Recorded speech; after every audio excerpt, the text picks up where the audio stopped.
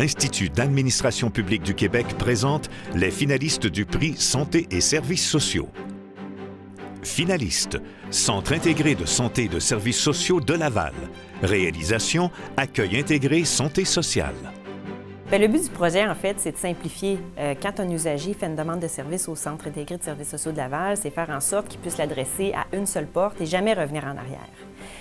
Avant ce projet-là, l'usager pouvait être évalué une première fois au moment du dépôt de la demande et ensuite on le transférait dans un programme service pour lesquels on pensait que ça allait répondre à son besoin, mais finalement, parfois ça s'avérait que non. Alors on le retournait à l'étape initiale, deuxième évaluation, alors ça multipliait les démarches pour l'usager. Quand on avait une demande avant, le temps de l'envoyer au bon guichet, d'avoir un intervenant qui savait bien analyser la demande, ça prenait 5 jours. Maintenant, ça prend une journée. On a travaillé en collaboration avec les différents partenaires, avec les différents regroupements clientèle au sein du CIS de Laval, parce que ça emmenait d'énormes changements, ça mettait à l'épreuve notre capacité d'adaptation.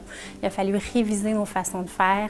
Il y a eu des démantèlements au niveau des guichets d'accès. Il y a des intervenants donc, qui ont dû revoir leur façon d'accompagner les usagers. On a brisé les silos, donc on est devenu un CIS avec ce projet-là.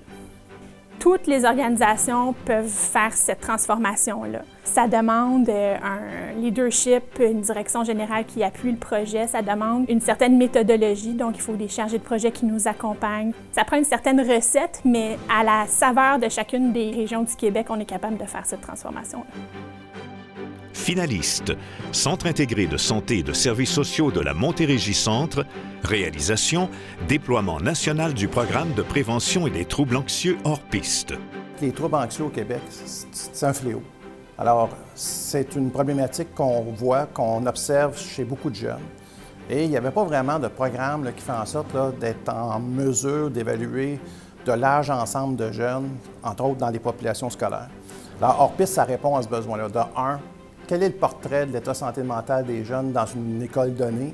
Et en même temps, hors piste, c'est aussi une offre de service pour faire en sorte d'améliorer l'état de santé mentale des jeunes. Hors piste est un programme clé en main qui vient soutenir les parents et les élèves concrètement dans les écoles. Donc, sous forme d'ateliers par enfant, Hors piste est offert aux jeunes secondaires en collaboration avec les intervenants du réseau de la santé. Le programme Hors piste est actuellement en évaluation et les résultats préliminaires de cette étude-là montrent des résultats très prometteurs. Donc, notamment, on note une diminution des symptômes anxieux liés à plusieurs troubles anxieux, donc anxiété généralisée, phobie sociale, anxiété de séparation, mais on montre également une diminution de plusieurs facteurs de risque proximaux de l'anxiété, comme par exemple la cyberdépendance, la peur du jugement des autres, le perfectionnisme et l'impact de l'anxiété dans la vie de ces jeunes-là. Hors piste, cette année, a permis de rejoindre tout près de 10 000 jeunes, ce qui a eu un impact significatif, notamment dans le cadre de la pandémie. Au cours des dernières années, il y a aussi le volet pour les élèves du préscolaire et du primaire qui a été développé et qui est actuellement en déploiement dans plusieurs écoles primaires du Québec.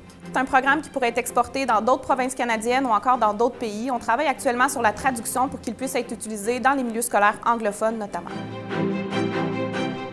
Finaliste, Institut universitaire de cardiologie et de pneumologie de Québec, Université Laval. Réalisation, implémentation de l'oxygénothérapie automatisée, FreeO2, chez les patients avec COVID-19. Donc, les objectifs de la mise en place de la vitrine technologique et de l'introduction de l'oxygénothérapie automatisée, c'est de faire bénéficier les patients de l'UICPQ, qu'ils soient COVID ou non COVID, à tous les avantages de l'oxygénothérapie automatisée. La révolution avec le système FreeO2, c'est que c'est la machine qui s'ajuste aux besoins du patient et non pas le contraire. Donc, le médecin prescrit la zone dans laquelle il veut que son patient soit en termes d'oxygène et la machine va faire le travail automatiquement. Alors, c'est ça qui est merveilleux. En administrant de façon automatique l'oxygène aux usagers, on va venir éviter en fait l'exposition des travailleurs de la santé à la COVID-19 et l'utilisation d'une quantité d'équipements de protection individuelle, tout en assurant la sécurité et la qualité des soins aux usagers. On a réétabli totalement les guidelines en oxygénothérapie avec notre appareil. On a pu démontrer, que ce soit comme pour les patients COVID, pour les patients qui ont un trouble d'oxygénothérapie, qu'il y avait des nouvelles avancées qui pouvaient être mises en pratique et des nouvelles façons de traiter ces patients-là. Les besoins en oxygène à Québec ou ailleurs dans le monde, c'est la même chose. Donc, la révolution amenée par FreeO2 pour ce qui est du traitement avec l'oxygène, c'est bon ici, c'est bon chez nous, mais c'est exportable dans tous les systèmes de santé au monde. Les partenaires des prix d'excellence de l'administration publique du Québec félicitent les 3 équipes finalistes.